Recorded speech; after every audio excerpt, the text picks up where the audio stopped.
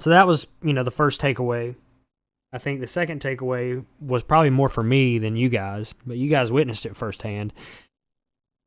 The racer in 2022 is a different breed than what I raced against in 2015, or for that matter, different than what I've grown up racing against. I mean, I raced against a lot of young men and women this year, like of the 14 to 16 age variety, which when I first started, you had to be 16 to run late model. You could be 14 to run limited, 16 years old to run late model. There's a lot more rent-a-rides in today's market than there was in 2015. A lot more people in 2015 were racing their own car, kind of like we are. Maybe if they were spending more money, it was still their own stuff. They had a lot more respect for their equipment, that type of thing. Today's world, not so much. It's just the nature of the beast, kind of how our sport has developed. And there's nothing wrong with the quote-unquote driver development or rental rides out there, because there are some good kids that come through there that have a lot of respect. I raced against several of them this year. Connor Zillich, one of them.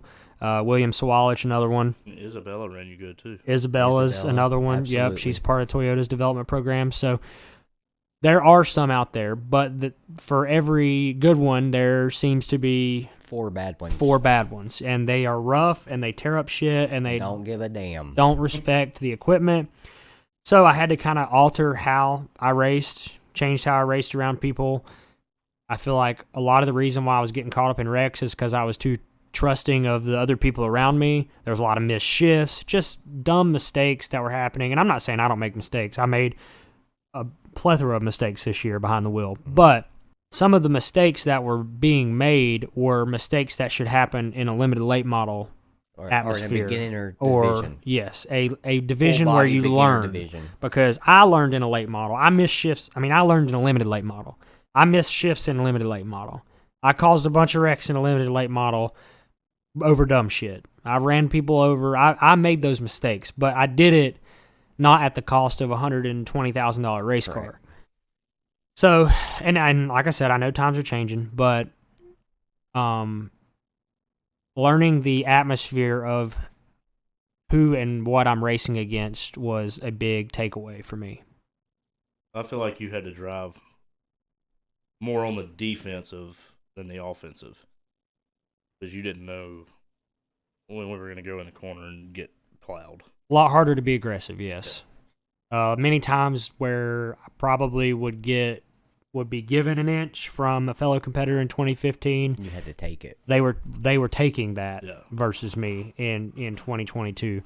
There was a lot of people that I raced around at Hickory this year that we had great races with. Mitch Walker, Charlie Watson, like you guys said, Isabella, and then the other names that we mentioned. But like RJ said, for every good one, there's usually some guys that are just loose cannons, and that's prevalent in all racing. But it just seems, in my opinion, that's why we're doing this podcast. We have opinions, and then we get to talk about it. In my opinion, I think it's gotten a lot worse versus when I first grew up racing. I had a lot of respect for the competitors that I raced around whenever I was younger, and I feel like that really developed who I was as a race car driver.